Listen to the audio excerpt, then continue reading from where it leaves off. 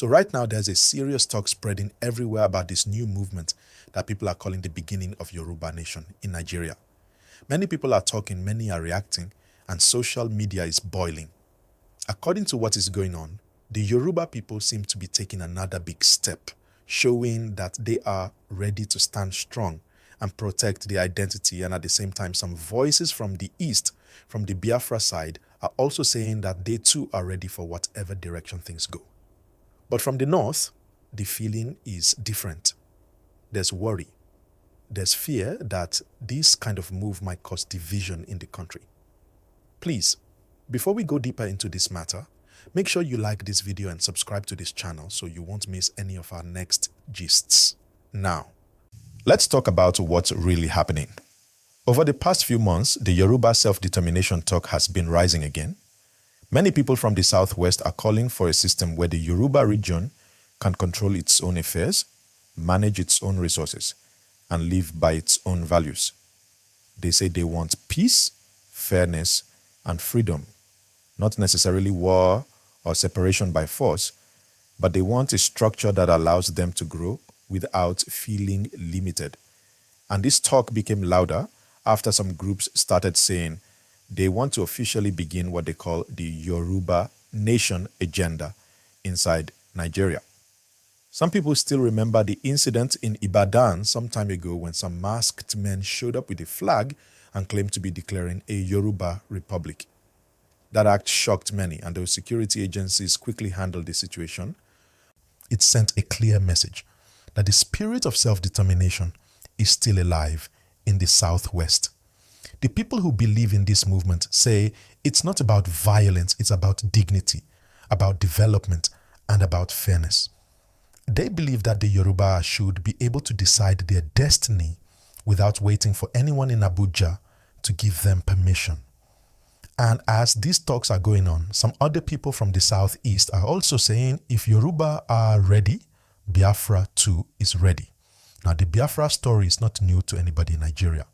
For many years, the people from the southeast have been asking for fairness and equal opportunity. They say that since after the Civil War, they have been left behind in some ways, in politics, in development, and in recognition. So when they see movements like Yoruba Nation growing, it gives them energy. They say, if one region can stand for its rights peacefully, maybe others can do the same. That's why you are hearing this line everywhere now. Biafra are ready too. But here's where it gets sensitive. The northern part of the country is not very comfortable with these developments. Many people in the north believe that if the southwest and southeast start pushing too hard for separation, it can destabilize the country. Some northern leaders say, we are not against restructuring, but we don't want Nigeria to break. They fear that if these movements gain more ground, the country might split into parts, and nobody knows how that will end. But at the same time, some others from the north are saying maybe this is the right time to talk about fairness and restructuring seriously. Please don't forget, as we go on, make sure you like this video and subscribe so that more people can join this conversation. If you look at the whole matter closely, you will see that what is happening now is more like a cry for attention. The Yoruba side says they want control of their resources. The Igbo side says they want justice and development. The North says they want unity. It's like everyone is saying something different, but from the same place of frustration. People are tired of hardship, insecurity, and poor governance. Many are saying that Nigeria is too rich for its citizens to be suffering like this. That's why the topic of self-determination keeps coming up again and again. Now, let's reason it together. What does it really mean when they say Yoruba Nation begins in Nigeria? It doesn't mean that there's now a new country already functioning separately. It means that the people are beginning to take visible steps, holding meetings, raising flags, organizing peaceful rallies, talking about a new constitution for their region. These are symbolic actions showing that the agitation is moving from words to real plans. But as of now, there is no official recognition from the government. The federal government still sees all these moves as internal agitation, not yet a legal separation. What makes the story more interesting is the timing. The country right now is going through a lot. The economy is not smiling, people are struggling, and many citizens feel disconnected from the government. So, when movements like Yoruba Nation and Biafra talk rise, they easily get attention because people are already tired and looking for hope. But the same situation makes the northern leaders nervous. Because if two strong regions begin to pull away, the unity of the nation may be tested seriously. Another thing that makes this gist sweet is how social media is playing a big role. Before, people would gather in town halls or radio stations to discuss. Now, with just one tweet or video, one person can shake the whole country. The Yoruba activists are using online platforms to tell their story. The Biafra supporters are doing the same. And the northern commentators are replying too.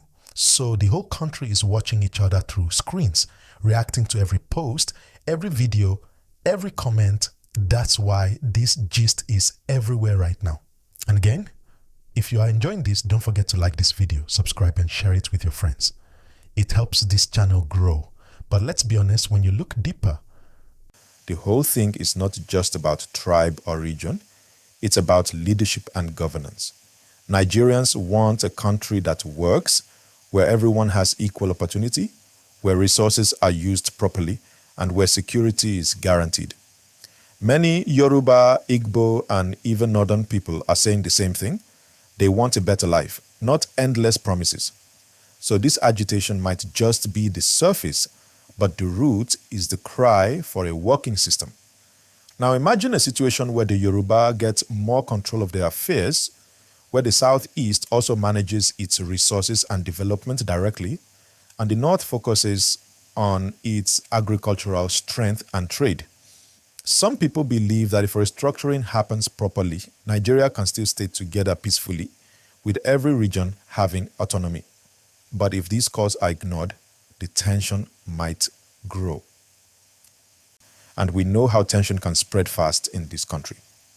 Let's also remember that there are people who are benefiting from the current system, politicians, contractors, and those in high offices.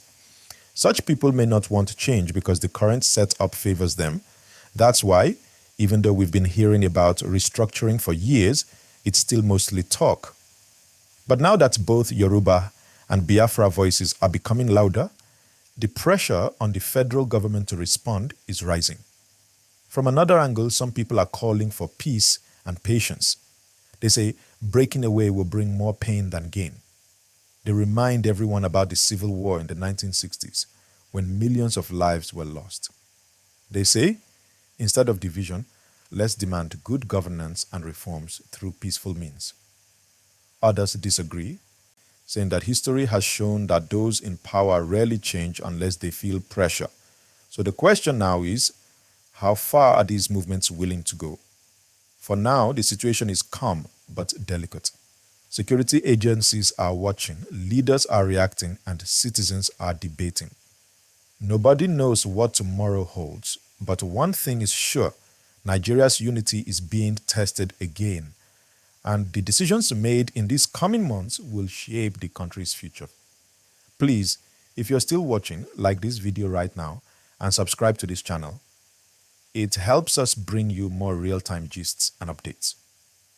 People are also beginning to ask, if Yoruba Nation and Biafra ever get what they are asking for, what happens next? Will there be peace? Will there be prosperity? Or will new problems start? That's the part many don't think about. Running a new country is not easy. It takes planning, leadership, and sacrifice. So while the dream of self-determination sounds sweet, the process behind it is complex. But one good thing is that people are talking more openly now. For many years, topics like this were too sensitive to even discuss. Now, people are saying it freely, and that's progress in a way. Open conversations is better than silent anger. And if handled well, this could lead Nigeria into a more honest national dialogue.